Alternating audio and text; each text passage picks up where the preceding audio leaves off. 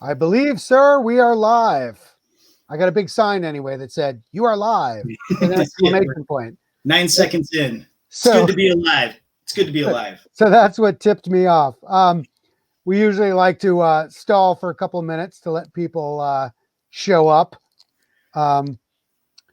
Did you fish today or this weekend? Did we fish? We tried? It doesn't sound right. Remember, the canyon was closed. Oh, that's right. We went to a place where we were going to fish, but the canyon wasn't open yet. There's still some snow up top, so we didn't actually fish. But we got out and we had some fun in the woods. It was a mass caterpillar like clusters all over all of the trees and stuff. It was crazy. Wow. And they get in these huge clumps on the branches, and then they twitch like this. And when you have 100 caterpillars twitching, it looks like a little caterpillar rave going on. It's like, just kind of all over the branches. Throw some light sticks in there and let them go. That's right. That's right. They were sucking on lollipops. I didn't know what it was about. Good morning, boy that I am. Don't know these things. But my daughter was freaking out. She did not like it at all. Oh gosh, look at it. We got a bunch of Canadians here. We got someone from Cape Breton. We got someone from Vancouver Island. Polite enough to be on time. I like that about exactly. Yeah, all the Americans will come in late. That's right. That's right. They're probably not even wearing pants. The Americans. They're just tuning in. Yes, I'm sure you've read about it in the news, but I can tell you, working for a retail clothing company, it is certainly true. Nobody's buying pants right now. That's so good. Shirts are killing it, but pants are a real problem. You're looking great from the belly button up, though. Very classy. Yes, exactly.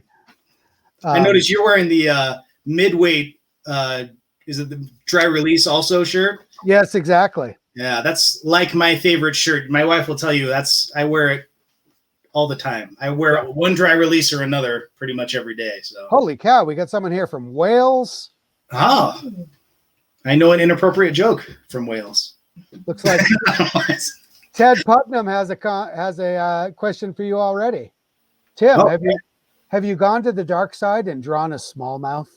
I have, not for a long time on paper. But I've done a lot of smallmouths on rods for Timmy grips. This is from Hawk Lake Lodge. I've done smallmouths for him on Timmy grips, actually.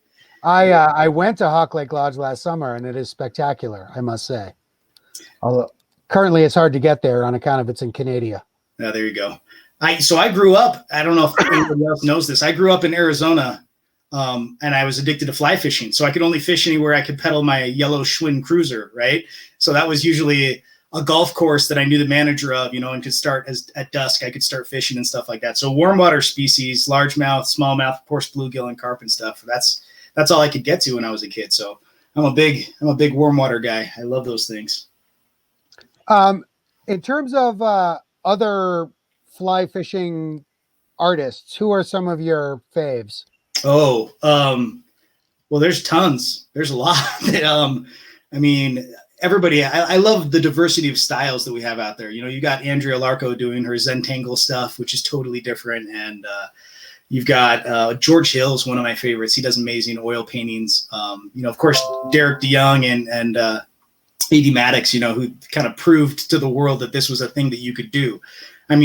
Anybody who loves fly fishing and really loves art has been doing fly fishing art forever, right? I've been making paintings for a long, long time. But when they actually started, when I saw Derek selling things, I said, "Oh, maybe I should make this an offering to people." So I think he inspired a lot of folks, who had been making art but hadn't really gotten into it. But Eric Estrada, I could go on all day about other artists that I like. It would be easier for me to make a list of fishing artists I don't like, right? Because I love the diversity that there is out there. I'm terrible at picking favorites and great at finding things I love in just about everything. Excellent. All right, well, let's kick this thing off. I'm Phil Monahan. I'm the editor of the Orvis Fly Fishing blog. And with us is my friend Tim Johnson, artist extraordinaire, maker of Timmy Grips and Utah Fly Fishing Guide, among other things. And hopefully most of you are coming to this event with a trout that you've drawn based on our previous Facebook Live. Yeah. And Tim has graciously agreed to do another one of these to help us color our trout in. Let's see, my light is hot here. Here you go. Here's my trout from the previous one, which is by about a factor of 100, the best trout I've ever drawn. Thank you for that. So I will hand it over to you, Tim, and you can talk about, give yourself a little brief introduction, and then let's talk about what we're going to do today. Sure. Thanks a lot. Oh, my pleasure. So yeah, just as, in way of introduction, Tim Johnson. I'm probably most well known as an artist in fly fishing, and I've been doing that for a long time and really loving it and enjoying it. It's becoming a bigger and bigger thing in my life. But I've been a fly fishing guide for almost 15 years now, I guess. Falcons Ledge out here in Utah. Love the Utah wilderness and all the fishing opportunities out there.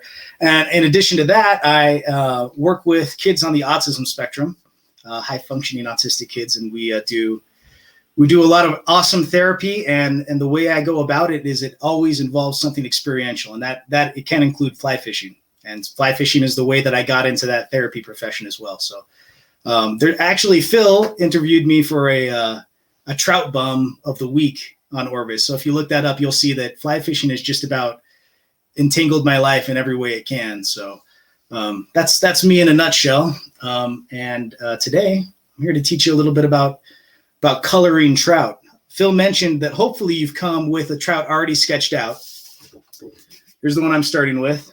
If you don't have one of these done, you should go watch the first tutorial to get to this point so that you can watch this one and join us in coloring. But don't leave now. Don't do it now. Stay here so you can ask questions live, so we can get together and get this figured out, and you can get a better handle on what you're going to be doing and get to ask those questions live. And then do the first tutorial, draw the fish, come back and do this tutorial. We'll have it recorded. It'll be on my Tim Johnson Gallery Facebook page. It'll be on the Orvis Facebook page, Orvis Fly Fishing Facebook page, and then watch that second one and get your color on.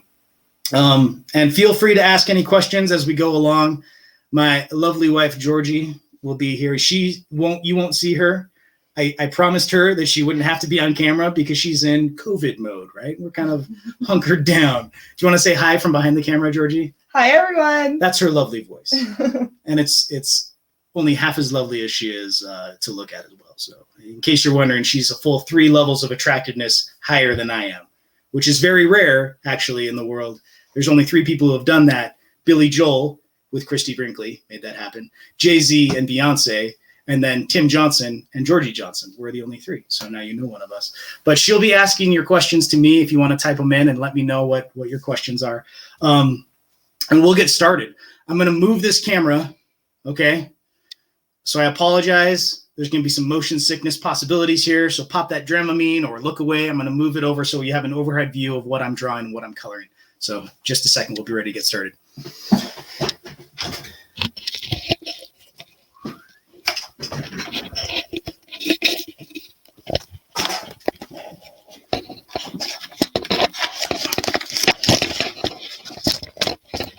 All right, well, it's a very, very technical situation we have going here.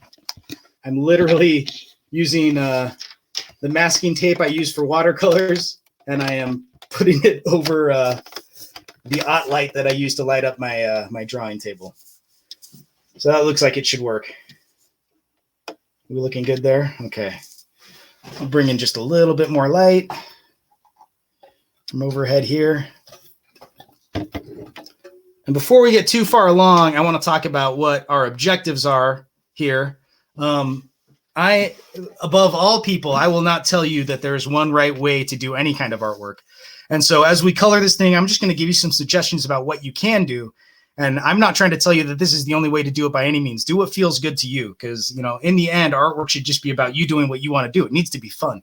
I'm not a super big expert at colored pencils. We're doing colored pencils because more people have them than probably anything else. But I haven't done a colored pencil drawing for forever. I tried to find some examples that I could show you guys, and they go back like 15 years. So here's a brook trout that I did. This is, you know, with straight up Crayola colored pencils. You don't have to have anything super fancy. Like my dad used to say, it's not the arrow, it's the Indian, right? So hone your skills, do what you like to do. Don't worry too much about your materials, and just have fun with it. So yeah, again, I'm not the man with colored pencils, but I understand art enough that I can help you guys get on your process. if you want to see some incredible color pencils, two of my fellow Utahns, Travis Sylvester does amazing stuff, extremely detailed and precise, almost photographic realism. Walter Foster's another one. Those are kind of the colored pencil guys, whereas I'm more of a painting, watercolor, oil color, and then, Timmy grip guy. But no worries, we're in this together. We're going to make a beautiful drawing. I surveyed to try to get some ideas of species. We had a lot of diversity of opinion, and what we didn't have was any kind of consensus. So I'm going to go out on my own, and I told Phil this earlier. We're going to do a Kern River rainbow trout, which is a beautiful, beautiful fish. Lots of diverse color in it, which I love. I love diversity in what I'm doing. So that's what I'm going to be doing here. And feel free to adjust whatever you want with it. You don't have to try to replicate what I'm doing. You can even do your own, totally different species if you feel like it. But the principles are kind of going to be the same. And I'll tell you some of those principles as we draw. One principle that I want to teach you about is that you probably want to start from light and go to dark. You don't want to put your darkest colors in here. I wouldn't start with the black spots on this fish and then try to add light things later. It would get smudgy and kind of ugly. So we'll start with lighter colors. And another point is we've done a nice little sketch of this fish in graphite, or in monochrome. And these lines may be darker than what you want. And so you can kind of lightly erase if you want to. Things that work great for this are kneadable erasers, where you can actually just kind of push straight down on it and lift off a little bit of that dark color. So that it's lighter for your colors to come in, especially on the lower parts of this fish, where we know that we're going to have very light colors because they're lighter on the bottom, they are on the top. They're counter shaded in nature. So a kneadable eraser or whatever eraser you have, just do it lightly, and you can take off a little bit of that darkness and have something a little cleaner to start with. If you were listening to me in the first tutorial, I was talking about how I was going to sketch it in really lightly. And that was with the idea of, if I'm going to color later, then I want it to be light. And it's also with the idea of, if I'm going to make adjustments and if I'm going to need to erase, I don't want to have to erase a super dark line. But I'm going to take off just a little bit of that, make it a little bit lighter. Okay. We're not going to get too crazy specific on the colors that we're using. Don't worry about it. Just do what feels good for you. Just to show you what I like to do, though, is I like to try to make my colored pencils in kind of a spectrum, so it's easy to find something. If I'm looking for a red and I want to find just the right red, I know I'm going to be within 3 inches of it when I go to that section, instead of choosing one that maybe isn't quite what I want because I can't have the other one in my view. So it's nice to organize them that way. It's not essential. So a Kern River rainbow trout, if you guys are paying attention, and you'll pay more and more attention as you keep drawing. That's why I know what fish look like, is because I understand things only after I've drawn them, right? That's going to be kind of an olive or greenish color on the back. That's going to fade down to a lighter, sometimes bluish, sometimes yellowish further down at the bottom. And then you have that ubiquitous and the hallmark of the rainbow trout, that kind of pink lateral line coming through, some pink on the cheek probably. And then the fins can be anything from silvery or yellow to a pink to almost an orange. And one thing that I like about the Kern River rainbow, it's a little different than those other rainbows. It's going to break out of some of those consistencies that we see among rainbows and be a little bit different than them. So to start out with, I'm going to grab some kind of lightish yellow color. Like I said, we're probably going to work from light to dark as we do this. And I'm just going to start building in a little color here. And guys, we're not going to get crazy on our technique. I'm not trying to force you into any kind of accepted practice in terms of coloring. We're just going to do this together and see if we can make it work. So I'm adding in a little yellow here above where that pink stripe is going to go along the lateral line.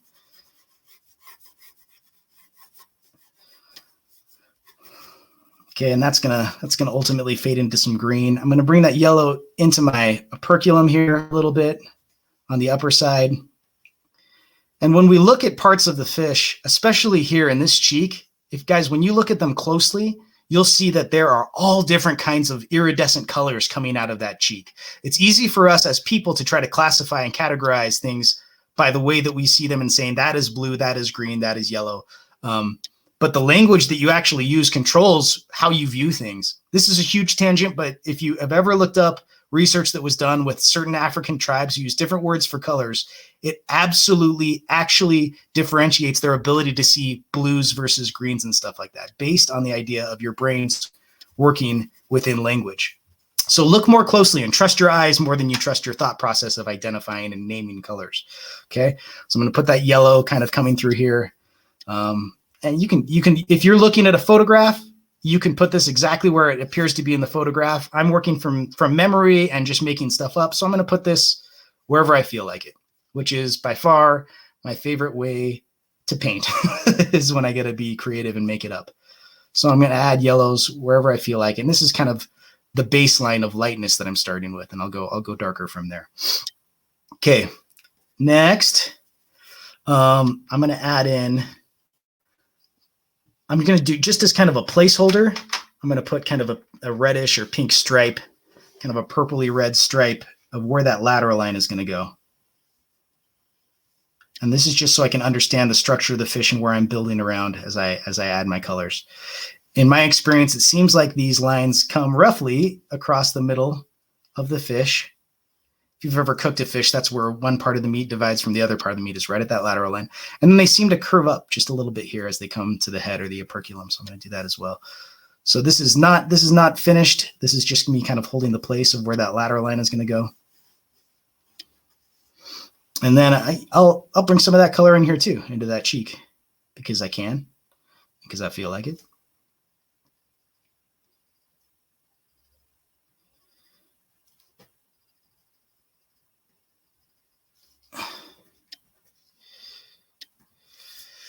Okay. If I were painting with watercolor, I'd be doing the same thing. I'd be starting with my lightest colors, because I can paint a darker color over a lighter color on watercolor. But on watercolor, if you put a dark color or any color on something, it has stained the paper. You can't take it off, and you can't make something lighter after you've already made it dark. If you're working with acrylic or oil, you can absolutely put any color you want, and then you can add lighter highlights on top of it. But in watercolor, you can't do that. And in colored pencils, I definitely don't recommend that either. Okay, got my lateral line in there, and then I'm going to start building up into this yellow area. I think one of the things that one of the reasons I chose the Kern River Rainbow and that I like most about them is that they have those par marks coming across the body. And there's, maybe 9 or 10 of them or something like that. And they're kind of bluish and purplish. So I'm very, very lightly, I'm going to just kind of add where I'm going to have those go. A more expert colored pencil artist may have a different system for this, but this works for me. And again, we don't have to get anything absolutely right on this. If you're working from a photo, do what your photo says if you want, but I'm just going to put them in about yay big. They get a little bit bigger as they get more toward the center of the fish.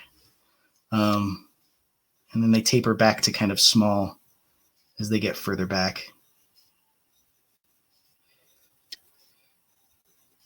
And so again, those are kind of placeholders showing me where those patterns are going to go along here. Okay. And in trying to, remember exactly how these guys look, these Kern River rainbows, there's going to be kind of this overlap of this pink stripe through the middle. It's going to be a little wider than this. And when it has width going through these par marks, it's almost like you were blending paint. And so if I were doing this with a watercolor, I would blend that paint, because where the pink or red overlaps the blue of that par mark, it's going to become more purple. So let me leave this this is kind of a purpley pencil that I have out here. I'm going to grab one that's a little bit more blue than that from my blue section. Here's another tip. When you're working with watercolor, and this is also the case when you're working with colored pencil, have a spare sheet of paper next to you. So if I grab a blue and I want to see if that's the right blue, I can just throw some color down there and I can say, oh, it's maybe a little strong or dark for what I want. So I try another one. Maybe that's more pure blue and I want it to be a little more purple like the first one. So I'll go back to that kind of purpley first one maybe. Okay. Maybe I want it to be a little bit lighter. This is real life. This is how this actual process works, right? If I were more prepared, if I'd already picked my colors out, we'd be going through this faster. But let's start with this guy. I'm going to do them lightly. It'll be kind of the outside edges of these par marks.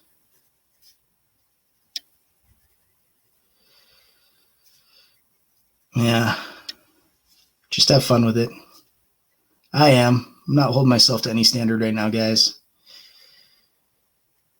I'd have more expertise for you if we were painting something probably, but you'll have to forgive my lack of depth in terms of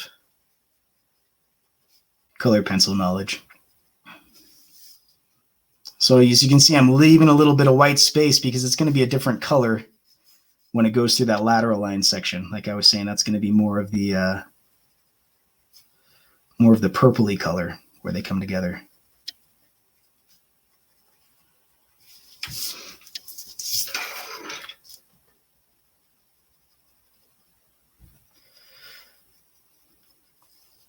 Any questions coming up or anything? Or are people too busy drawing? Maybe they're too busy drawing. I have a question. Oh, Georgie has a question.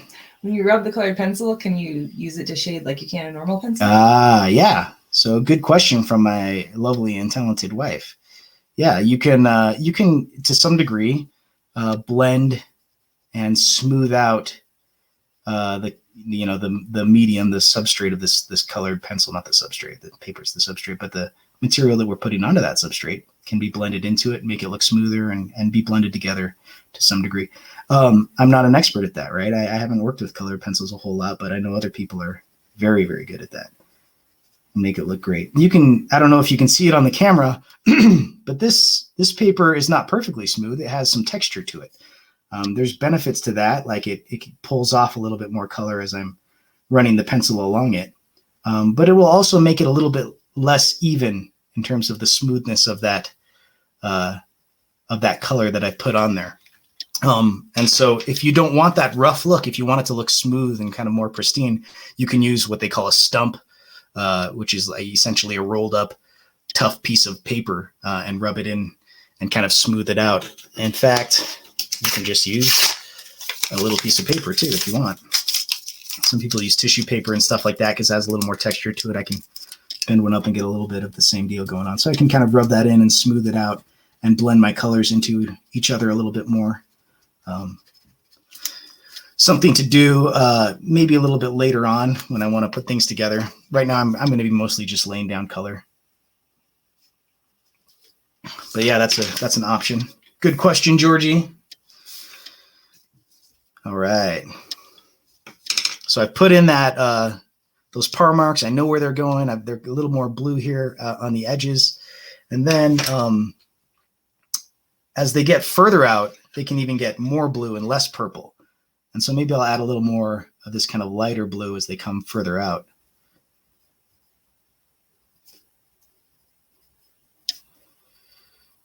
And any really serious artist would be spending probably more time on this, but I'm not. We are limited in time, so I'm gonna make it work quickly for you, so we can try to get through here a little faster.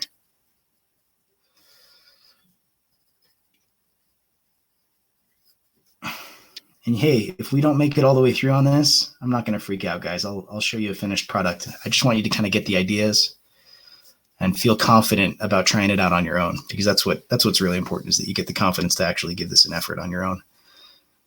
And I'll bring some blues in. You just bump my hand? Brian said he'd give me $5 if I did. Oh, Brian Eldridge. Bribe Georgie $5 if she bumped my elbow and make me goof. I didn't goof. Hold on. That's money for our family, baby. Let me put my pencil down and make me goof. Oh, Brian. All right, Brian, I expect that $5. I'll take $5, or I will take, Georgie will take $5, or she'll take a half dozen PMXs tied by you. Either one's good for me.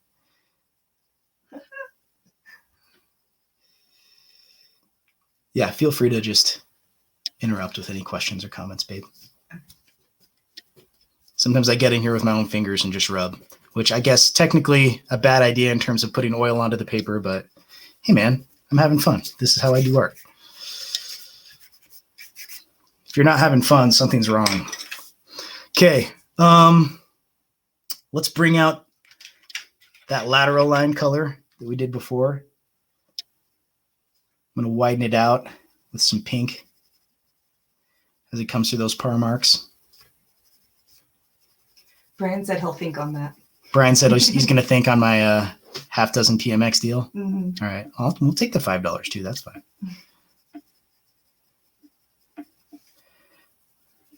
That man ties some good PMXs, though. He did a video with Orvis, too. You guys can check that out. Tying with Tom Rosenbauer. Brian is a guide at Falcon's Ledge. He's one of our most senior guides there, if not the most senior, and he has been a great mentor for me in fishing in Utah. And he's the one who probably turned me on to fishing the PMX as much as I do, and it's become my favorite of all the dry dropper flies. That is now my favorite to fish a dry dropper. Okay, as it gets further out, away from the middle of that lateral line, the pink is going to gradually, if I'm remembering it right, become a little more orange as it starts moving out. So I'm going to put a little bit of that orange in here as well. Brian said old. Brian said old? You said senior. When I said senior? Yeah. That may be true too. Rude. Wise. Wise. And learned. I should say Dr. Brian Eldridge. He is a PhD and a professor. I would put the guide staff at Falcon's Ledge against any guide staff on planet Earth in terms of average education.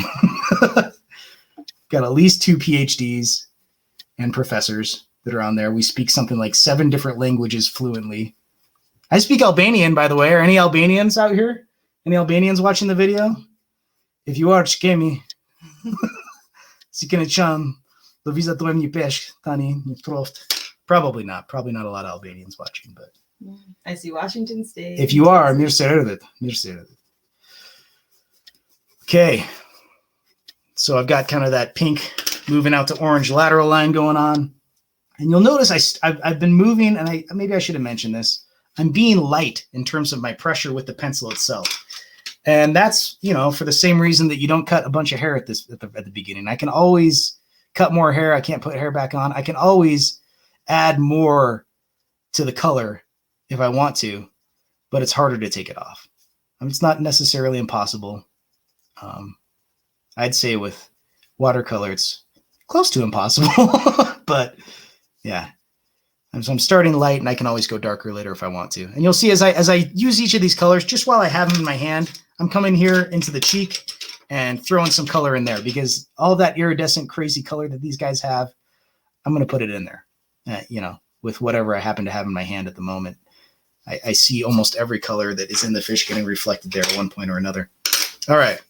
Let me see where we are and where we want to go. Okay. As we come further down again, it's more of that kind of yellow color.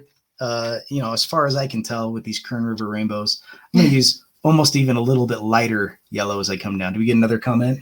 Project Healing Water says this is awesome. And then Orvis Fly Fishing, I think, tried to speak Albanian. Oh, Orvis Fly Fishing said, that's shte një peshki bukur. Oh, You did? he's saying that's a peshki bukur. Usht is. So he's saying that is a beautiful fish. I think we just got some Google Translate action from Phil Monahan right there. Is what happened. Faleminderit shumë, Phil. Thank you very much, Phil. That's very nice of you to say.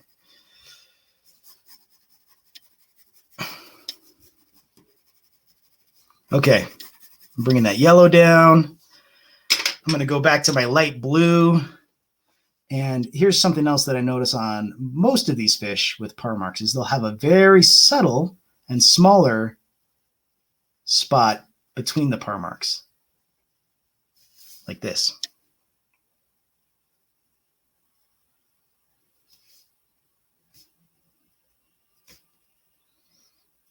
I mean, you can see that this blue pencil that I'm using is looking a little bit green because I'm coloring it over yellow. And that's cool.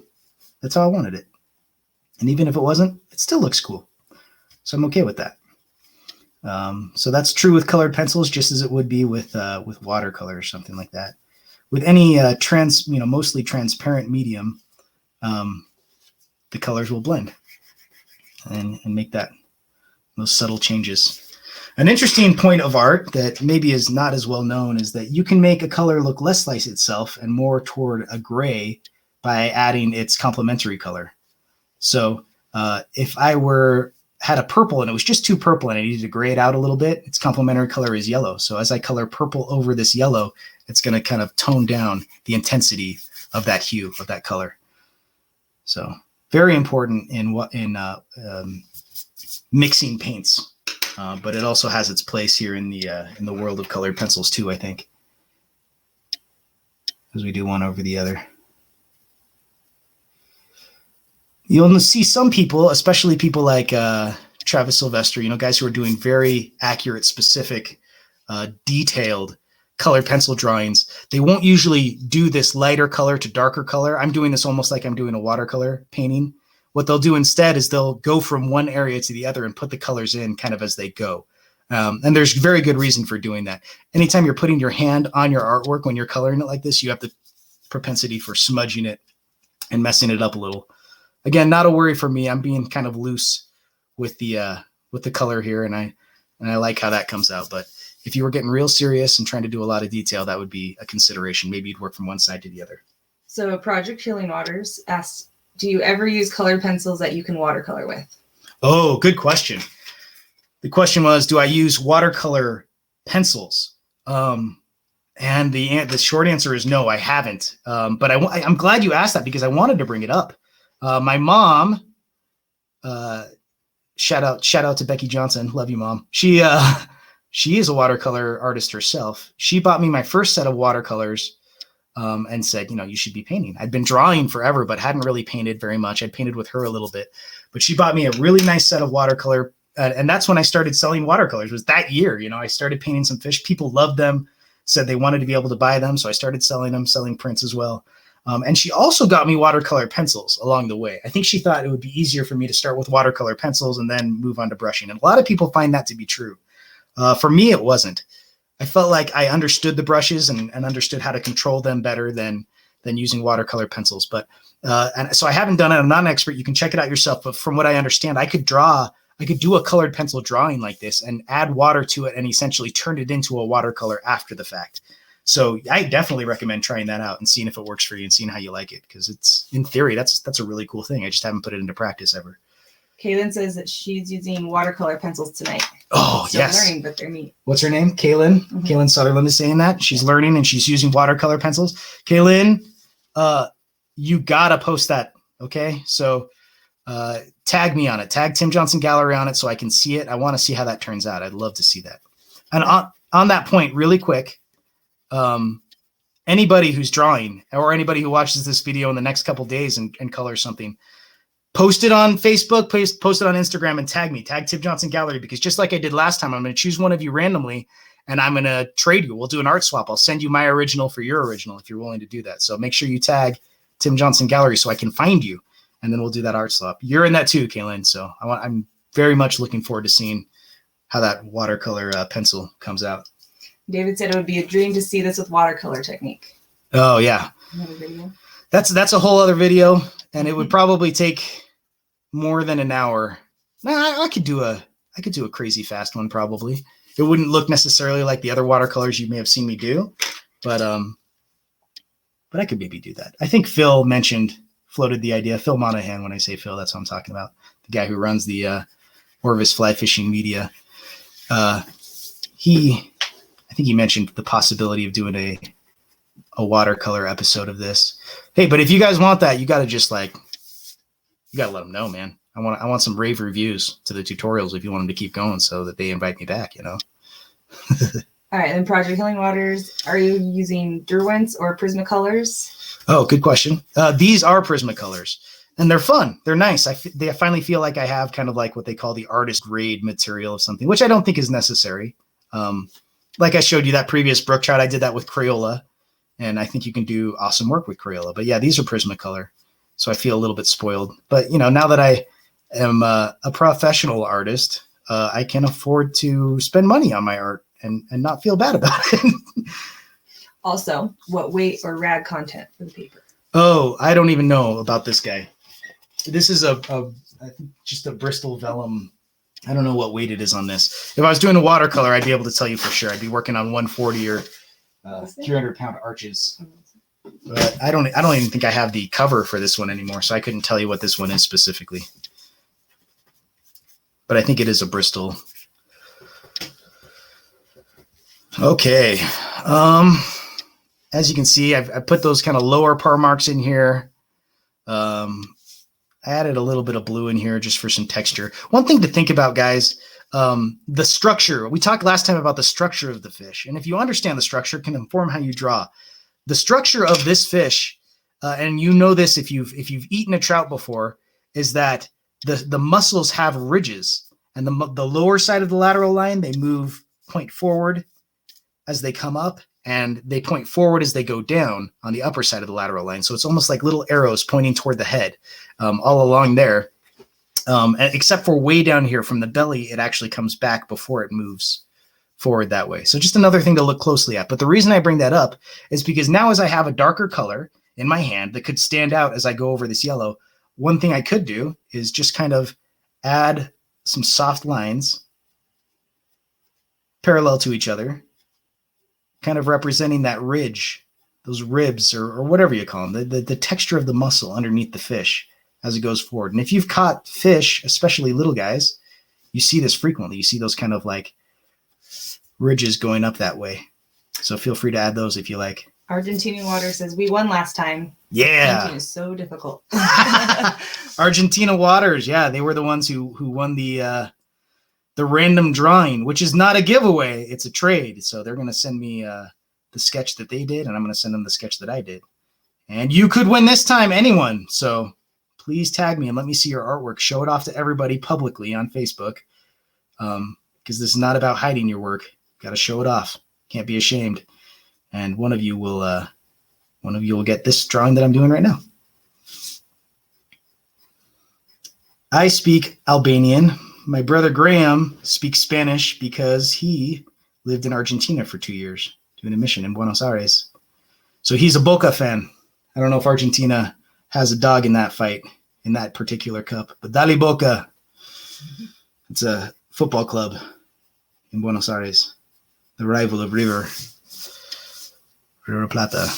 Okay, so I went ahead and added those little kind of ridges that show that texture. We will. Going up from the bottom. This is kind of that light creamy yellow coming down toward the belly. Another one of the things I love about the Kern River Rainbow is that sometimes they have a little bit of orange down here in the belly. And if I can get away with it, I'm going to do it. So I'm going to put a little orange from here moving up. Now, remember I said you have those ribs going that direction toward the head, except for right here from the belly, they actually come backward just a little bit. So if I wanted to lift up color from here, I could do it back this direction. Orvis says, River Plate here. River Plata there? Yeah. Oh, yeah. Oh, is that Phil? Phil's Probably a River fan? All right. Argentina says Boca. Ah, yeah. So the I've got the Argentines on my side, Phil. Take that. And then Brian says, I noticed you grip the pencil higher up than I would hold it for writing. Is that significant or just your personal preference? That's a good question. I haven't thought about that in a long, long time. How I hold the pencil to draw. I hold it the same place for coloring as I would for drawing. And I think what's important is not necessarily the place that you're holding the pencil, but that you get a good anchor onto the table when you're drawing. So you'll notice when I draw, first thing is my hand comes down, so I'm stable. So my pinky is here on the table, and then I can move my fingers from that secure point. And so if I were further down, I could do the same thing, except my anchor point would be probably on these fingers. And I don't want that. I want my hand to be able to move while still being anchored on the heel of my hand right here. So I'm planting this down and moving from there. I haven't really thought about that, Brian, so I'm glad you brought that up. Is that how you can draw such straight lines? Yeah, that's part of drawing straight lines, probably. There's some, the other thing is practicing. Like anything else, guys, you get better the more that you do it. So if you draw lines for your entire life in every single meeting, every time you go to church because you have ADHD, like me, I'm not diagnosed. We can't say that for sure, but we're pretty sure that I do. And I've drawn forever. Then you're going to get better and better and better at drawing at your hand doing what you want your hand to do, in terms of making a line. It's just like, can you throw a football to the place you want the football to go? Well, probably not your first time. But when you do it thousands of times, you sure get better at it. Your body will start doing what you want it to do. And that's, same principle here. I can feel the lead getting loose. And then it's all right. It's working. I would probably pause to sharpen this guy if I were not on your time, people. Okay. Got that kind of light belly going on. My orange coming up through it. Another thing that I don't really like to do, and in watercolors, I certainly wouldn't be doing. One of the beautiful things about watercolors, I can have a color of paint on my palette and I can tweak it just a tiny bit by adding a little bit of another color. With this, I have to grab different pencils and kind of blend them on the paper itself rather than bringing in the color already created the way that I want it to be. Or I have to choose the pencil that I think is closest to it.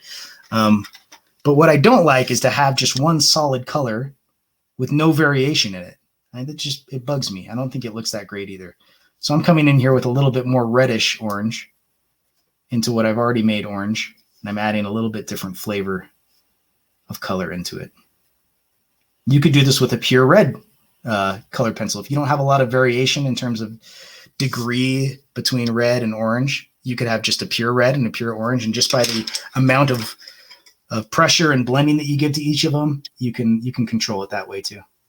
So I don't want you to feel like you're necessarily limited by your materials. Now I'm lightly bringing that lighter color of orange in through all of this because I don't want to leave that white in between. Doing some finger blending.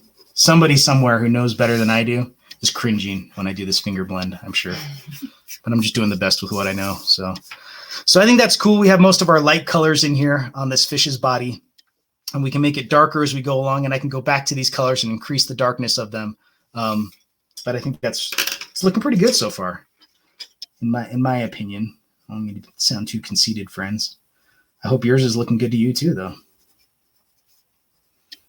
I've always been of the opinion that everybody on planet Earth is an artist and came into the world with the desire to take the things around them and make something beautiful or habitable or whatever out of it. I think that's part of human nature. I think that's kind of what separates us from animals, for good or bad. I think mostly for good, is that we want to take what's in our environment and change it into something that we think improves our surroundings. And so for me, that's taking colors or pigments and raw paper and trying to make something beautiful out of it. Obviously, from an environmental perspective, sometimes we get a little carried away as humans, but I think that innate desire to create is in us. And I think everybody who's watching right now, whether you think you're an artist or not, at some point in your life, you love to create artwork. And if maybe you kept going on that and maybe you didn't, but if you didn't, it may have been because you started comparing your artwork to other people's artwork, which I think is the death of art for a lot of people. You get embarrassed or feel like you don't live up to the comparison. So please put that out of your mind completely and just make art because you love making it, and let other people enjoy it too. And don't feel like it needs to be criticism or there needs to be comparison. Just make something awesome and enjoy doing it. I'm doing a little bit greenish yellow here as I'm going to transition to more of a green color for the back of this fish. And that will come all the way through to the nose. Do we have another question, babe? Comments. Argentina Water says, when you do it, it looks so easy. And then Project Healing Waters, it all started with the cave paintings. Yeah. Cave paintings, banging rocks to make music, whatever. Humans have been doing this for forever. And again, I think that's part of kind of what separates us from other species is doing art just for the sake of doing art. We see incredible art in nature. I don't know how much of it is intentional or for the sake of art. And that's something we can do. So it's kind of like slapping God in the face if you don't use that gift to actually make things. Are you pointing to this because you don't want to say the word Nietzsche? Yeah, that's how I say it. Nietzsche was a philosopher, German. Said, we have art so we shall not die of reality. Ooh, I love that. I love that especially because I actually minored in philosophy. So if I sound like I, go off on tangents, that's because that's my brain. It goes off on tangents. And yeah, I minored in philosophy. That's what I like to think about things. Oh, and Brian said, no diagnosis needed. Some things are just obvious, buddy. That's the ADHD. Yeah, I feel the same way, Brian. maybe I'd get a little bit more government funding or support, in my educational opportunities if I had been formally diagnosed. I'm just kidding. We're doing good. Okay. So I'm just, again, kind of transitioning from yellow to green as I move upward. Go ahead, babe. Is Bert, you'll do that. Is Bert Bacharach a philosopher? I think there's more philosophers than we give credit to out there in the world. It's not unusual, Phil. Okay, this is getting really, really green, and I think I want to go a little bit more brown from where I am now. Really, guys, if I were serious about this, I'd be testing these colors out here on this paper, making sure I'm using the right one before I go in there and color with it. And I haven't been doing that, and that's made this not look like I intended it, but it still looks cool, and I'm not feeling bad about it.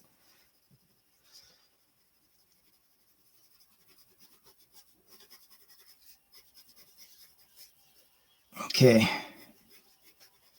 Something that I like to do, and you guys can do it too if you want, is I like to give the impression of a highlight on the dorsal side of this fish.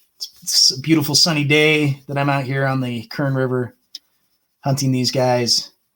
And as he's finning in a relatively shallow riffle, feasting on emerging mayflies, he's got some sun on his back. So I'm going to leave a little space of light between the darkest part of the fish, in terms of its skin, and its back.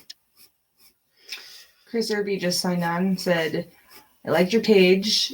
And I want to know, do they put the submission for exchange here or instant messenger? Also, it's acrylic and watercolor pencil. Submission for exchange, I want you to post it on your stuff. I want you to go onto your Facebook page because I want you to show that you're proud of your work. Post it there so all of your friends can see it, and then just tag me so I can find you. That's how I want to see it. You can do that on Facebook or Instagram. Either one of those is fine. On Instagram, I'm not sure if it gives me a notification unless you actually post. You can tag me in the comment, but you may need to also tag me in the photo itself so that I can find it. But just post it so that I can find it. Don't post it so only I can see it. Post it so all of your friends can see that you're doing art. I want everybody to be encouraged by other people who are doing it. And so doing it in secret doesn't help toward that end. Doing it publicly so everybody knows what you're doing will help them feel like, well, if he can do it, I can do it. Self-efficacy is what we call that. And when they see you do it and they feel an increased ability or increased self-efficacy to do it themselves, we call that vicarious experience, and it's increase in your self-efficacy. This is psychobabble, literally. That's psychology talk. But to that point, the greatest way to increase your self-efficacy about anything is what we call an active attainment or the mastery experience. And that's why we're drawing together. You have the experience of actually creating this artwork. That's your mastery experience. And then you should be able to really feel good about what you're doing. I can see that we're getting a little short on time, so I'm going to accelerate what I'm doing. And like I said, if we don't get completely finished, it's not the end of the world.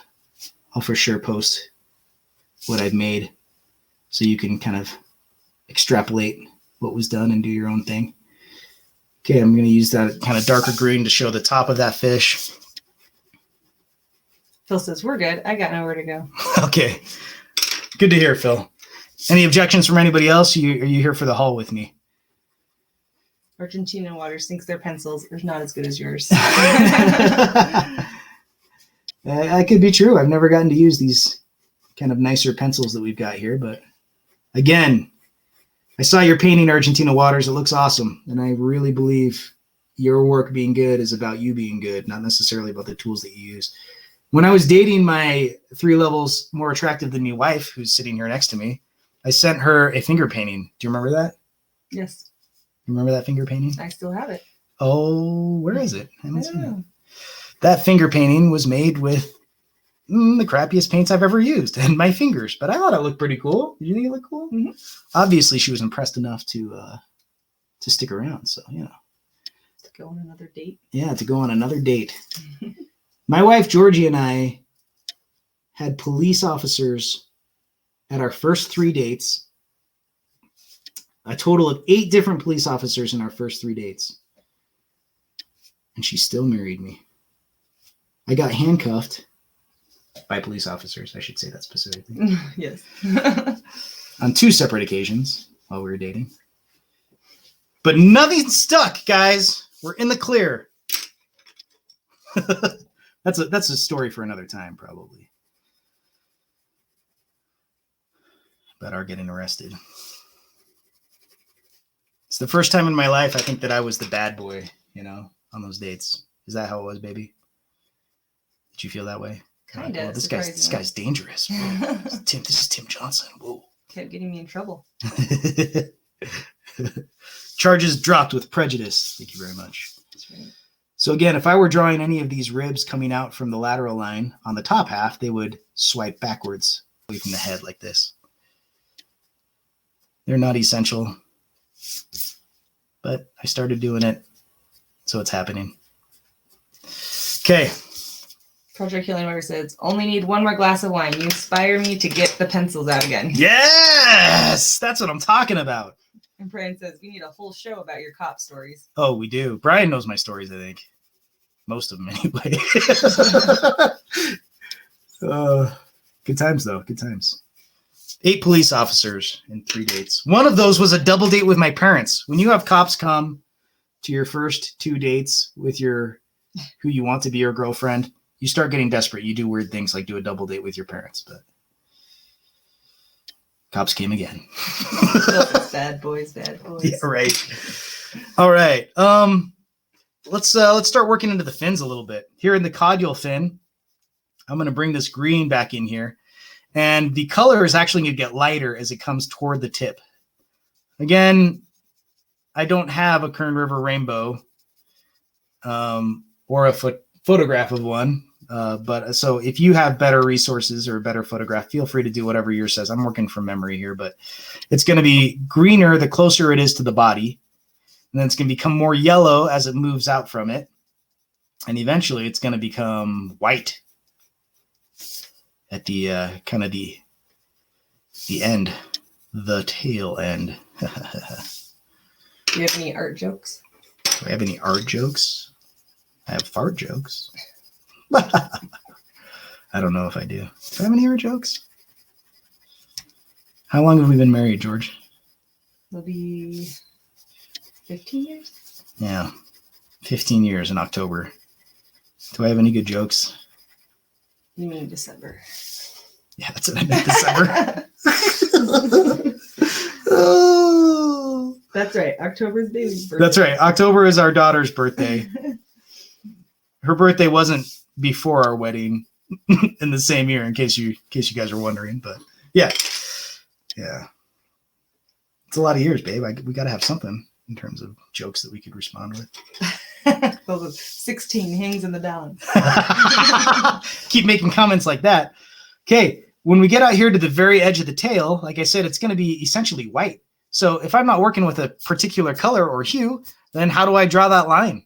Well, it could be done with background color because this thing is going to be white, or I could kind of arbitrarily choose what I think is the, color that I'm going to use. I'm just going to use kind of a light blue, which kind of suggests the water that's behind it.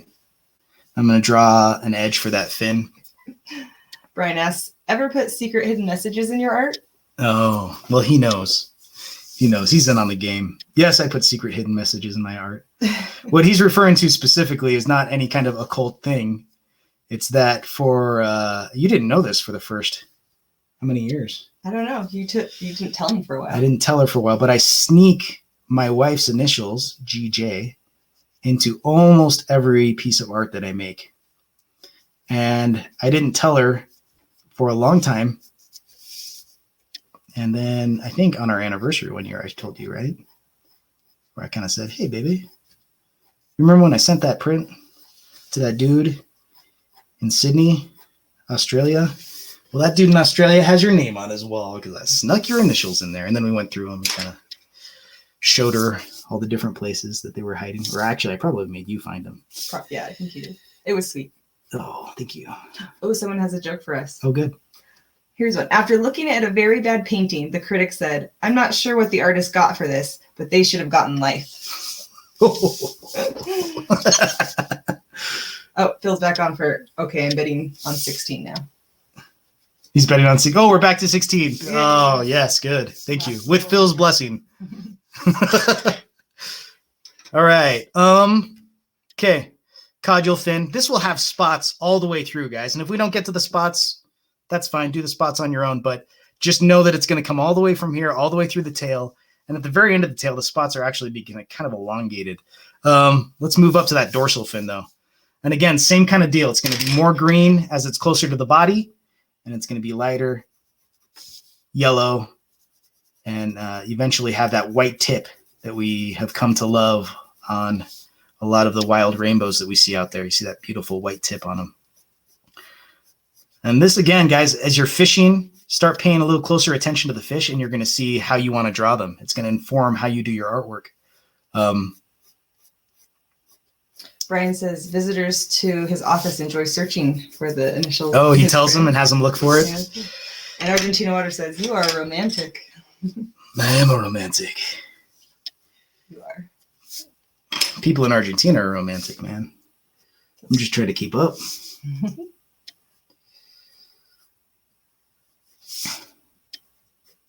All right. Okay. I'm gonna move to some yellow as I get a little further up. Maybe even to like a cream color. Right before that white.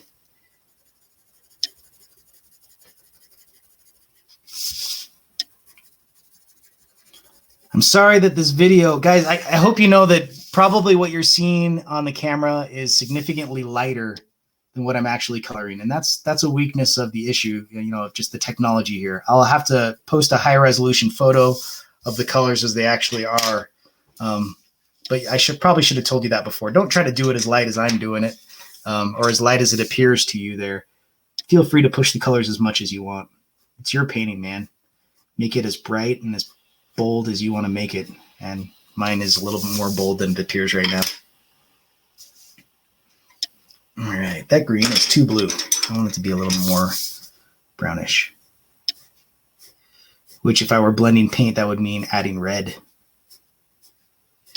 So what are you adding? Darker? So this is kind of a darker, more reddish green, more brownish green. Okay, I'm going to bring in kind of a tan color too, to bring the rays or the veins of this fin outward. I'm not going to use green to go through my yellow. I'm going to use this tan to go through my yellow. And just like on the tail, these spots will come up through that as well. Okay. I'll do that over here too. I'm gonna add a little tan to these rays on the caudal fin on the tail. Okay. Yeah, so as I was saying before, pay attention to the fish that you see and then bring that to the table when you color them, when you draw them. And if you see something new, especially something that you didn't see before or that kind of stood out to you a little bit more, make sure you throw that into your design.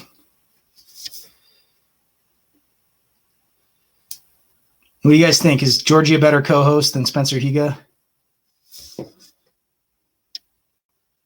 Oh, that's not even nice. Somebody said that's not nice? Or No. you're saying that? I didn't say that. That's not nice, but Spencer loves you. He's okay with it.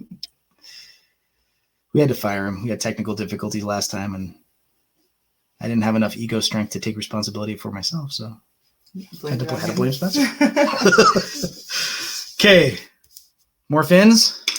Okay, these fins down here on the Kern River Rainbow, if I'm remembering correctly, have almost a brook trout feel to them because they're going to be orange and they're going to have kind of a black rim to them, which to me is great because then I don't have to choose between two things that I think are beautiful in fish. They're both incorporated in this one. So it's going to be kind of a white edge on that front edge. And I want it to stand out kind of starkly because it's white. So I'm coming in here with a dark color. It really doesn't matter which color, right? I'm doing kind of blue again to kind of define the shape of that ventral fin because it'll have a white edge on the outside and I can't really define the edge with white on white. And then it's going to move from almost a red as it's close to the body to an orange to a yellow as it moves out away from it. So I'm going to start with yellow and work my way in. Because like I said, I typically like to go lighter to dark rather than vice versa. So I'm putting in some yellow. Same story up here, by the way, on these guys. So I'll add some yellow up here too while I have the pencil in hand in the interest of time.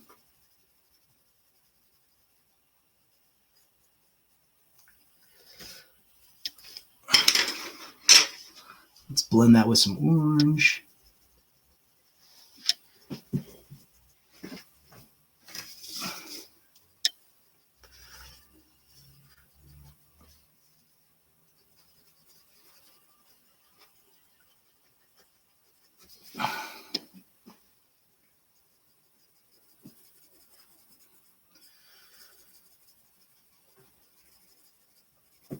And then kind of an orangey red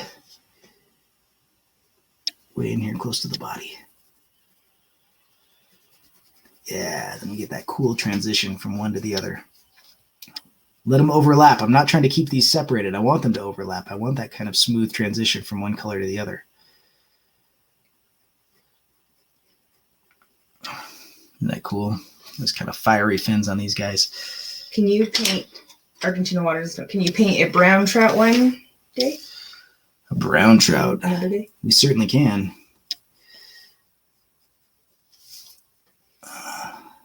In the meantime, you can check out the brown trout that I've done on my website and elsewhere. One of the last non-commissioned paintings, guys, I don't get to paint a lot of what I want to paint recently because I've been so many commission requests that there's just not time for me to get to what I would choose to paint on my own. I'm painting what somebody else likes. Not to say I don't like it. I love it. But the last one was a brown trout, kind of a dripping brown trout that was caught by a friend of mine, another guide at Falcon's Ledge, Jake Ricks.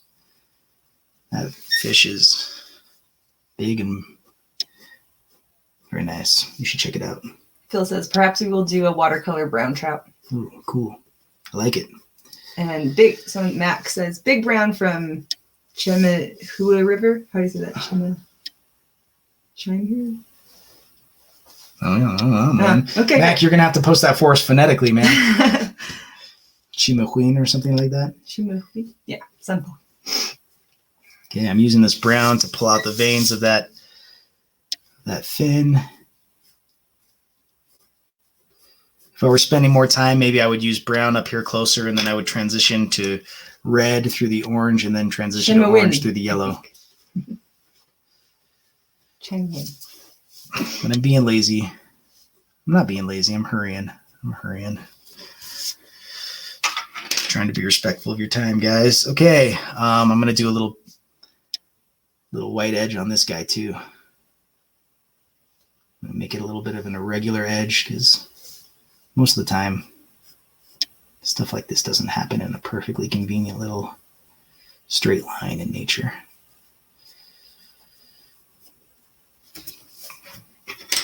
Maybe I'll bring in some black. I hardly ever use actual black, guys. In fact, here's my black colored pencil. I literally, that's the original sharpening of it. It hasn't even been sharpened. That's how little I use it, but that brown is a little too brown.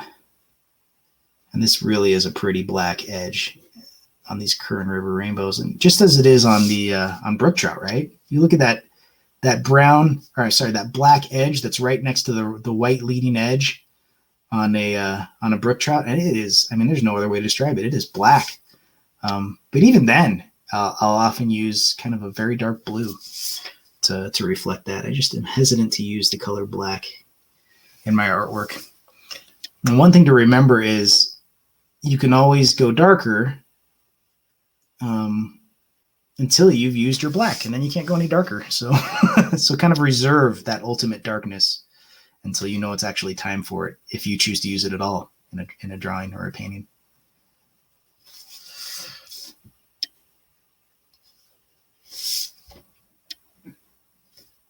All right, and here on the other pelvic fin, these are pelvic fins. It's going to be the same colors, but all these colors are going to be a little bit darker because we're only really getting some filtered light through the other side of that fish. Oop.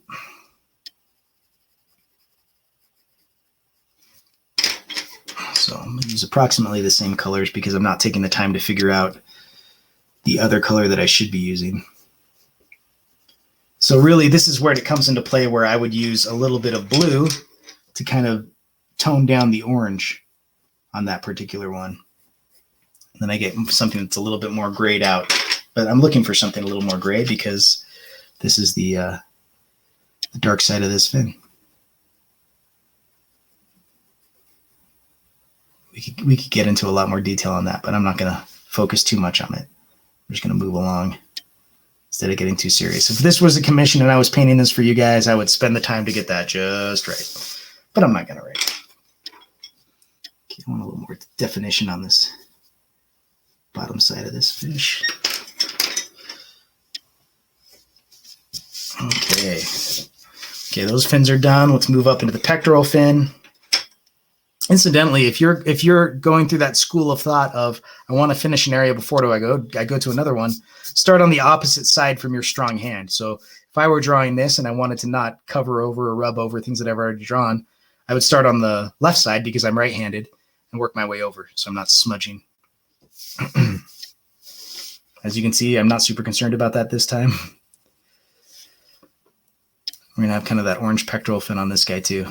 I actually don't remember if it's more yellow on the pectoral fin on these Kern River rainbows or not. But it's my fish. I can do whatever I want.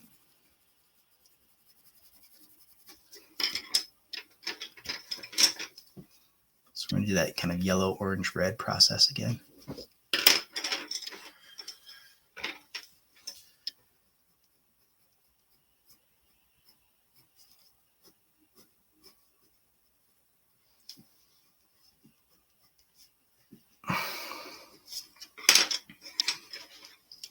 That dark edge in here too.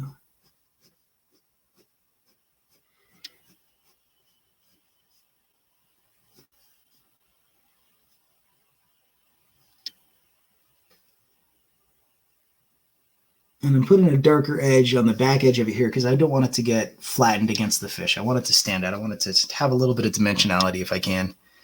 And to that same point, I mean, I can put in essentially shadow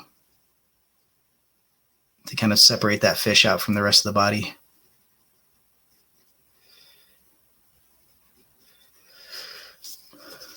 Okay, pectoral fin. Now we got to move up to the head here. Okay.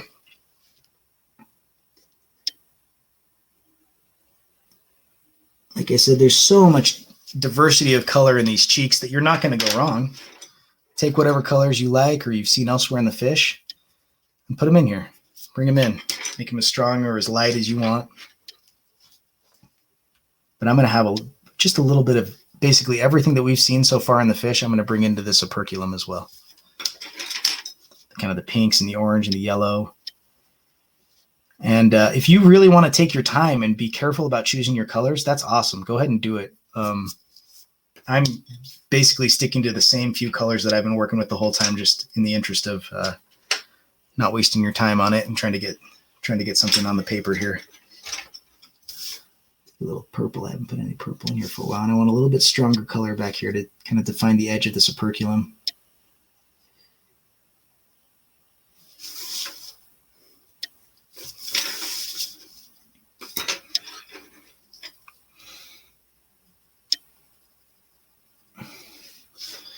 If there aren't a lot of questions, I'm going to take that as a compliment. Like, you know, when you don't have a lot of conversation at the dinner table, it can be taken as complimentary to the chef. I'm going to assume you guys are engrossed in making your own drawings.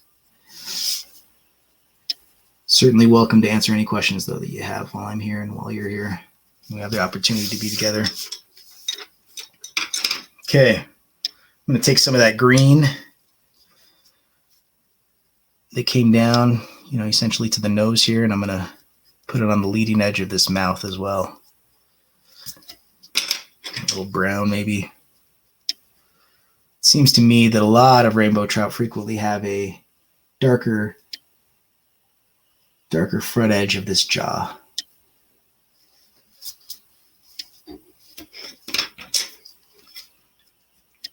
Brian says, it's sure pretty. That's what Brian said? Oh, Brian's a sweetie. And he also gives me a lot of crap. It's a good relationship that way.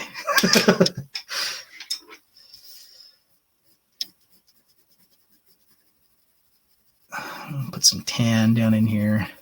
Connect that into the rest of the jaw. Some of the lighter colors. Here's that pocket. If you remember episode 1, we talked about the maxilla and how it comes down and opens up that space for the pocket there. Look at your own fish. See what they look like. To me, I see frequently that as kind of a light blue or almost purple color in that kind of pocket section. As with the mouths of the fish, they're very light colored. You could say they're white, except that nothing is really white. We're at least getting some reflected color there. So I often like to, I see purples and I see blues in there. Those kind of interior parts of the fish.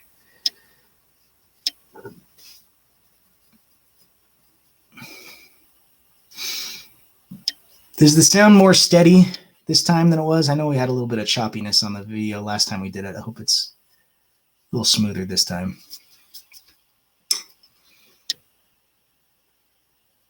Okay, and there's usually some light that's reflected right on this upper side of this shelf or whatever it is that the eyeball sits upon. So I usually have some lighter colors up there. They say it's good. Perfecto. Oh, perfecto. Que bueno. Perfecto. I even have ADHD as I'm sketching here. You see, I was on the head, but then, I had this yellow in my hand and I felt like I wanted to add more yellow to the rest of the body down here. So that's what we did. Can't stay focused. Here's one thing you're going to be shocked by, friends. And it's that when we've added all this color to it, you're going to be like, well, that looks pretty good. I like those colors and stuff like that. It doesn't really look that much like a fish yet. There's certain things about different works that really bring them to life or make them pop or make them look more complete. And with humans, from drawing a face, it's when you put the eyeballs on. You put some pupils into that face, and all of a sudden, boom, it's a person, and everybody knows it, and you can tell, and it looks really good. With trout, I find that it's the spots. So you get through this whole process of adding color to it. You throw some spots on there, and all of a sudden, boom, it's like come to life. It has more dimensionality in it and a greater feel to it.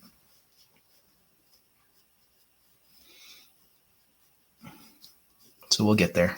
So I like to hold off on doing the spots, and I like to hold off on doing the eye because I don't want to feel like it's done too early. I want to keep pushing myself to make it look good without that feeling of completeness that makes me feel like, oh, I can stop now. So sometimes I'll hold off on doing the eye, and especially doing the spots, not just because they're darker colors, which I told you before, you want to hold off on doing those darker colors usually to the end, but because they tempt you into thinking that it's done and that it's complete.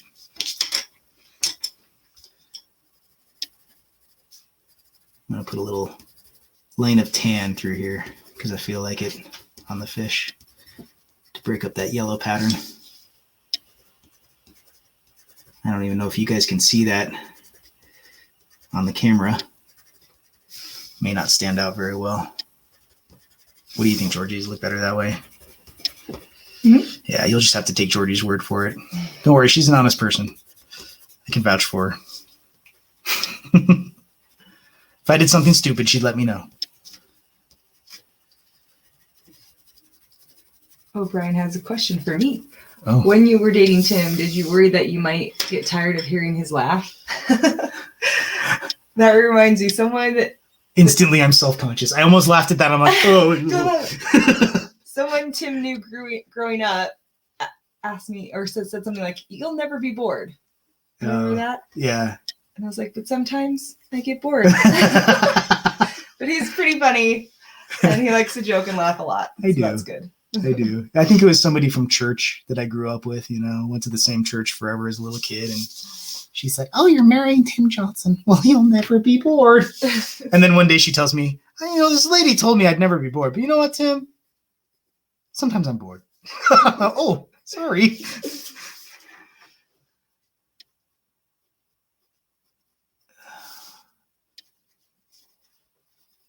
I had the blue in my hand and I just started drawing these lines up here, coming out of what I previously did as orange. Hope it looks good.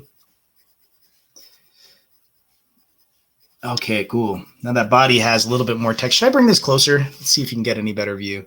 You see a little bit more of that texture and color that we've got going. It still looks very faded, unfortunately, on the camera compared to how bright and potent the color looks to me. Maybe that'll just have to come out in a photograph. But yeah, that's when you can come in and you can add more depth and potency to these colors. Make them as bright as you want. And like I said, it's so much easier to go from light to dark or light to intense than the other way. So it's okay if you held off until later to add these colors in and make them darker. Okay, cool. Let's do that eyeball, shall we? Okay, trout eyes. Obviously, you have the pupil in the middle. Immediately surrounding that, and I don't know if it's an iris, but they have something that's like an iris, and it's frequently yellow, frequently has a little bit of orange in it too. So I'm going to add a little bit of both of those. But the lightest part of the eye is right next to the pupil, right next to the darkest part of the eye. Okay, so I've got that, and then it goes back to dark again. And with a lot of fish, that is kind of an olive, almost like the skin color that they have on their back that will go around there. David has a technique question. Oh, okay. When you want to smooth the color of something like turpentine, is supposed to be applied at the end, which some work like this with that much colors, like this trout, where you want to see every color contrast, like in real life trouts. It's supposed to be applied. The turpentine in every color step. During the original coloring process, would you apply it to everything at the end? No, I wouldn't apply it to everything at the end. And that's probably why I haven't ever done the, we mentioned watercolor pencils before.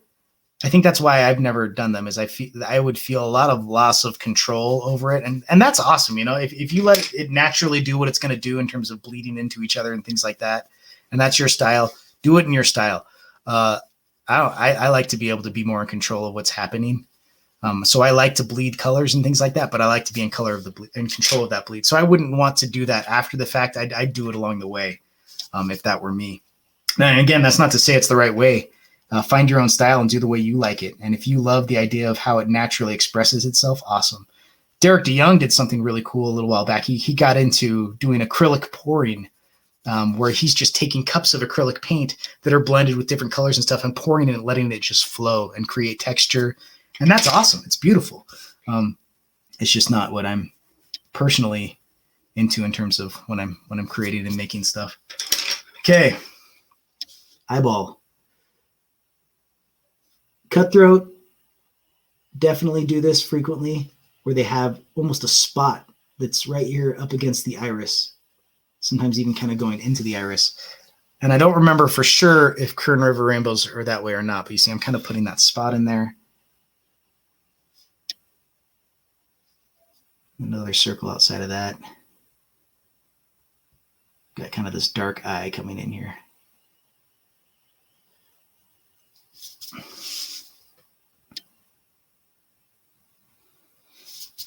And you know, if Kern River rainbows don't have that, fine. I don't care. I'm drawing a Kern River rainbow or not. It's just my drawing. And it is what I say it is. I remember getting into an argument with a kid at school. This was maybe junior high. I drew this helicopter and I said, it's an Apache. And he said, it's not an Apache. And I said, yeah, it is. He said, no, it's not because of this. And he tried to point things out that made it not an Apache. And I said, no, it's an Apache because I said so. And I created it. It may be different than what you think an Apache should look like, but it's still what I say it is.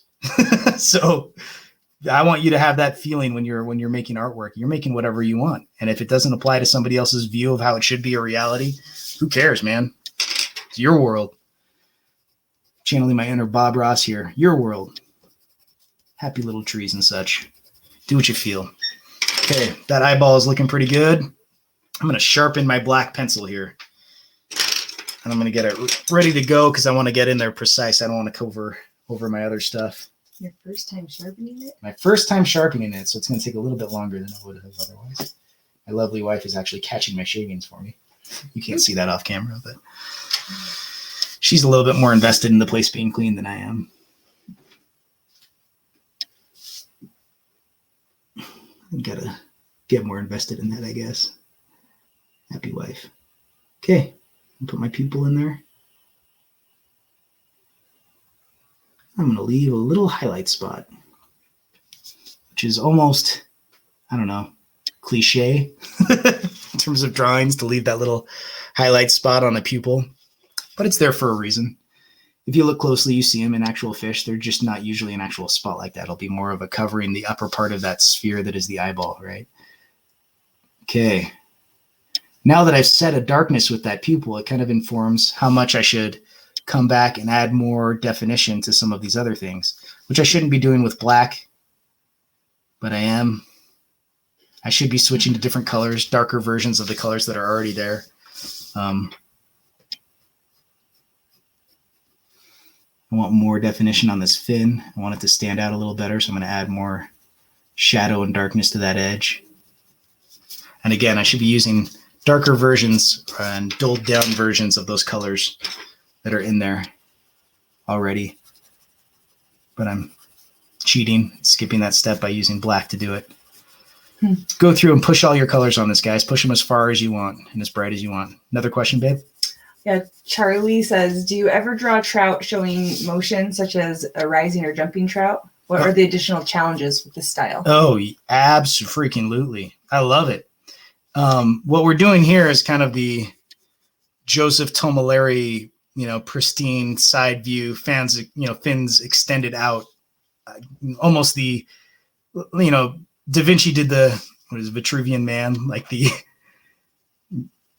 image of the shape of the body extended and everything. This is kind of the trout version of that we're doing. And some people like this. Some people want this very specifically because it does. It shows a fish very clearly. And if I were painting a specific fish, down to the spots and things like that for you, this would be a cool way to do it. But yeah, I love adding motion. Fish jumping, fish turning. The way their fins make them do that, the shapes that their bodies take, where all those parts of the fish go together when you can't just put it into something as simple as a side profile is a challenge, right? That's a hard thing to do, but I think it's super rewarding to overcome that challenge, and I think it makes much more interesting paintings and drawings. So yeah, I love doing that.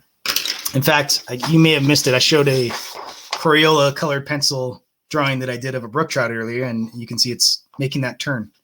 And you can see this outer pectoral fin extended out and the other one tucked in a little bit more as it's making that, that turn to the side. So yeah, I love translating motion in if I can. All right. So again, you can come through now with darker colors and add shadows and definition to the shape of what you're doing. And the best way to do that is to use a little bit darker or more intense colors of what is already there. But that takes time. You have to do a lot of color switching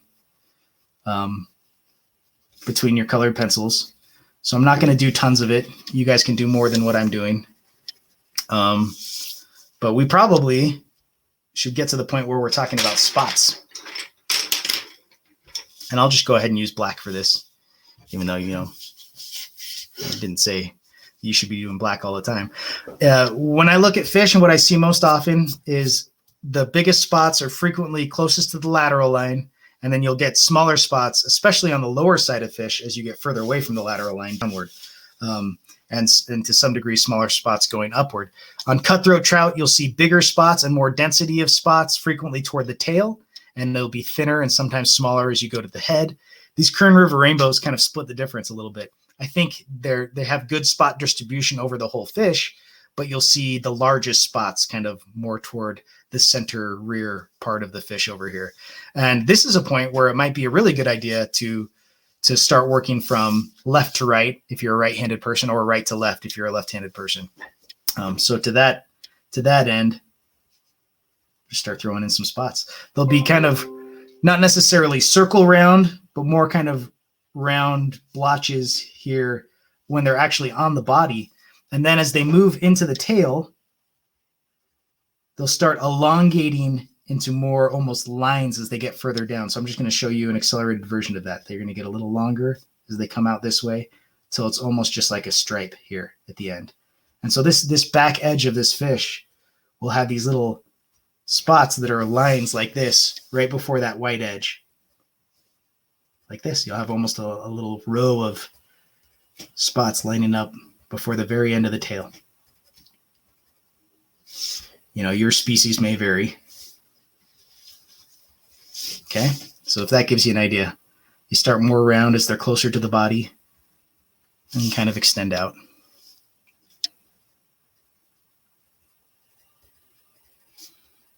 All right. Phil, in the interest of time, should I really go into putting spots on all this bad boy, or should I just kind of show you how spots might be different in different locations? What do you think?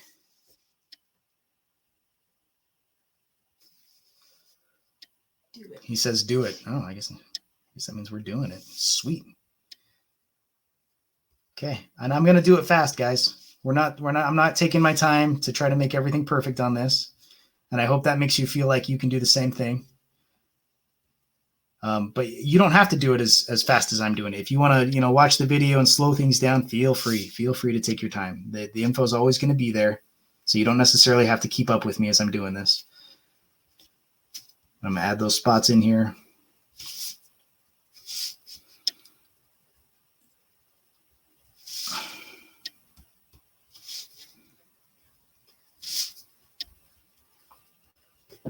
Getting a little thinner as they move back. And they go right out to the edge, right onto the leading edges of these fins. Now, that's where I have to make a decision on, is this a highlight that is white, that it doesn't show the spots because of so much light reflecting, or am I actually going to draw the spots into the edge of the tail? It's your call. Do it however you want.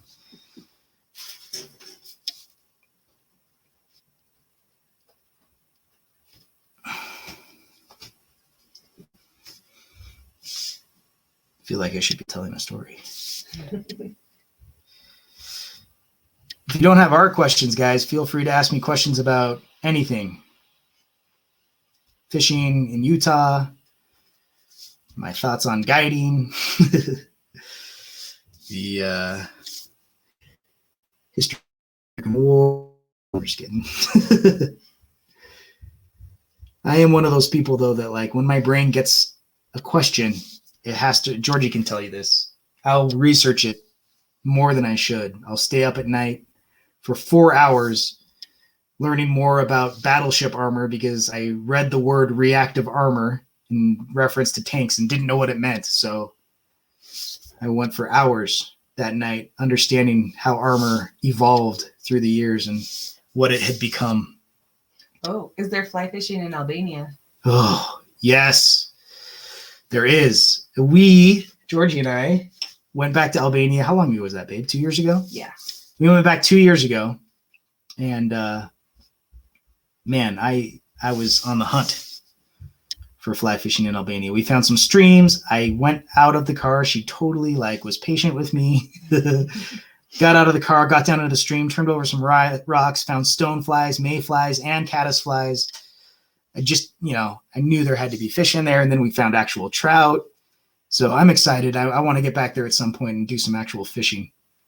And there's good fishing throughout the Balkans. I think Albania is the least well understood and maybe most unappreciated country in the Balkans. So probably get more privacy fly fishing there. But yeah, that's someplace I want to go. When I was living in Albania, I didn't get a fish at all. But the fishing was very poor at the time. This was not too long after they had come out of communism, and it seemed that a lot of the fisheries had been depleted or otherwise damaged at the time, but it looks like a lot of them have really recovered. So definitely something I want to do.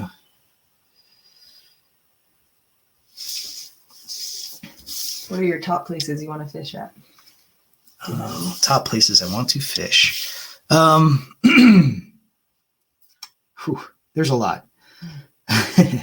Argentina waters is on here. I'd love to get down to, Argentina, fish Patagonia or anywhere around there. That's definitely on my list. I've also seen Lake Strobel, Jurassic Lake. I did a painting of a gigantic rainbow from there for a friend of mine, Jed Stewart. He commissioned a painting that was of a fish that is almost unbelievably big. Another gentleman from Medellin, Colombia, drew last time we did it around, and he messaged me, and man, peacock bass and stuff like that in the Amazon basin is something that I definitely want to do at some point. Kamchatka. I mean, where don't I want to fish? I want to fish everywhere. I want to try everything, but Argentina Water says you were invited to come in. oh, I've got the invitation. There we There go. you go. We're going down, babe. We're gonna go down. I'll go too. All right. We can go down there, man. I'm gonna catch some fish, sip some mate from my bombilla with Argentina waters, burn some rods for you for your fabulous hospitality. That would be amazing. My brother Graham, who lived in Argentina, would be very jealous, though, I'm sure. Eat some of the best steaks in the world. Eat hamburger meat that has no fat in it, so you can't actually make hamburgers out of it because they actually know how beef should be. Phil says you're good at fishing for invitations too. Oh, look at that. Oh. That's true. Yeah, what can I say, Phil? You know, an angler of all sorts. See, these are the smaller spots that I'm doing here lower on the fish. Like I mentioned before, and they'll get a little bigger. On some rainbows, you'll notice through the lateral line, through that pink stripe, very few spots. So spots will come right up to the edge, and there'll be a few that go into it, but it's almost like a border for them. That's not on all rainbows, but it's like that on some. And so, you know, look for that variability, and then you'll have another option of what you want to reflect in your own artwork. Other rainbows, you'll see frequently that they have 2 spots or 3 spots that are right next to each other, almost like spot clusters. Some of those evolve to look more like kind of the leopard rainbows that we see in Alaska and things like that.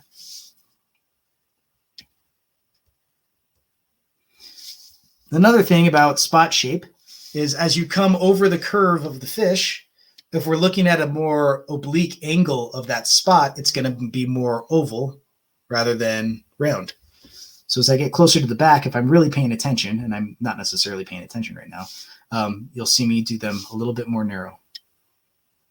So if I don't actually replicate that here, if you're not seeing me do that, at least know that in theory, if Tim were paying attention, that's what he would be doing. All right, let's get into this dorsal fin. Same thing as we had on the caudal fin on the tail. We have kind of those thin spots that make almost an edge against the white, and then they will get more round as they get closer to the body. And in drawing things in nature, guys, try to keep your hand from doing something that's too repetitive. Your body wants to do that. Your body wants to get into a groove where it thinks it knows what it's doing and it keeps doing the same thing. In my opinion, that's the kind of one of the enemies of trying to do your good artwork is doing something that becomes overly repetitive and then you get no variation. And nowhere is that more true than in spot patterns. You know, you'll think you're doing it randomly, but what you're really doing is trying to get a perfectly even distribution of spots, and then it ends up looking kind of sterile and not very lifelike. So throw some randomness in there if you can.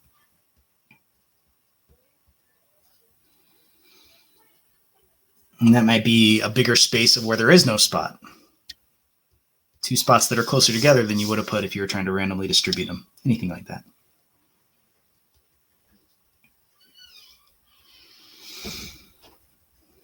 Okay, so just look at the back half of this fish compared to the front half, and you'll see that this one looks like a little more cartoony, but this one looks like it's actually coming into shape and dimension and looking more real. And that's what I mean by adding these spots, and that's why I try to hold off on doing it sometimes until the end.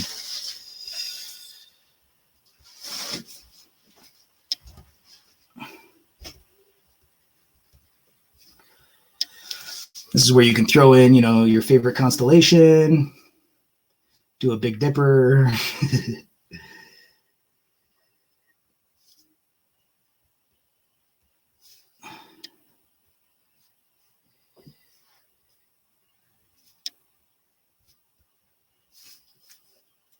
Notice anything? Oh, yes. Throw in your wife's initials if you want to. This is the first time you've seen it actually happen, huh, babe? Yeah. Okay, and again, I think these spots get smaller as we get further away from the tail, which I didn't really do.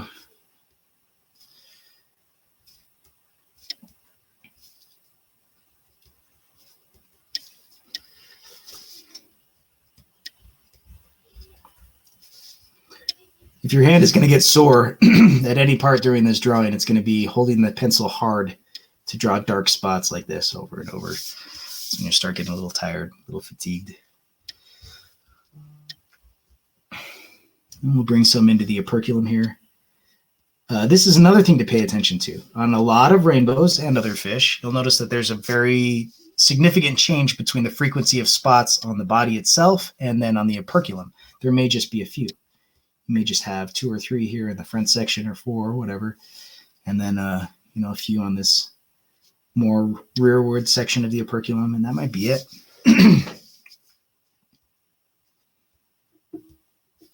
Something I've noticed on brown trout and other species is that you have very small spots right here, right behind the eye. Just another one of those little things that you start paying more attention to when you start drawing. I don't know if I mentioned to you guys last time, but yeah, I don't know the structure of something until I've started drawing it and I look at it with the intent that I'm going to draw it. And then I'll start remembering how these structures fit together, what the context is with each other. I mean, even when I was a little kid, if I went shooting with one of my brothers and he had, a gun or something like that, I don't understand how that gun works or what it really looks like until I was sitting in a math class and I thought, I'm going to try to draw that 357 or whatever that was. And then I go back and see it again with a mind toward drawing it, and then I understand it and know what it looks like. Okay. We got spots on, and now it's starting to look like a real fish. And that doesn't mean that you can't go back in and add more color. You absolutely can. So like I mentioned when we were doing our sketches before, when you start adding dark colors, and especially those black spots to the fish, everything else will probably start to look a little bit lighter than it looked before you did that. So you might want to go back in and push the color a little further on some of these things. And that's, that's up to your eye and how you feel it looks best. So do whatever you want in that realm. I'm going to put a little more of a connected spots and dark edge on the leading edge of this dorsal fin so that I can separate it from that cool white tip. I want the white tip to be clearly part of this drawing. All right. What do you think, how do you know when to stop? You don't, man. Looks good. You never know. You have to just tell yourself sometimes to stop. I'm going to add a little more green in there. And then I'm going to think for a second that maybe that was a hint and Phil's suggesting that maybe we should be done. I don't know whether that's true, but this is as good a spot to stop as any. I can come in here and I can make any of these way more dark and way more vibrant and do that. If that's what you want to do, make it super vibrant.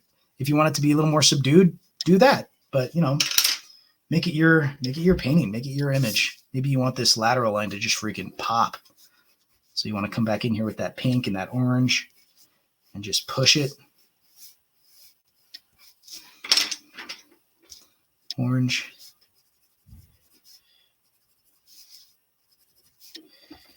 Yeah, okay.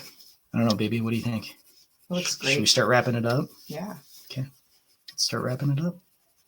And to be honest with you guys, I would probably spend a lot more time on this fish. If this was a fish I was making for somebody, like if you would commission this, I would spend a lot more time on it. I would push myself to really fine tune and make sure that it looked, just exactly how I want it to look for you. But if you're doing it on your own, do it for as long as it's fun. And if you feel like you messed something up, it doesn't matter. It's part of your learning process, just get a feel for what you like and what you don't like, and don't worry about making mistakes. That's the poison to your art and to continuing to do your art is that judgment, that idea of, oh, I screwed it up, or, oh, it's not good enough, or, don't. Just have fun. Just play the game and go along with it. Matt says, great stuff. So true that you don't realize the details until you want to paint or draw it. Yeah. That's when you start really seeing things. So what do you think? Think we're good, babe? Okay. Georgie's giving me the thumbs up.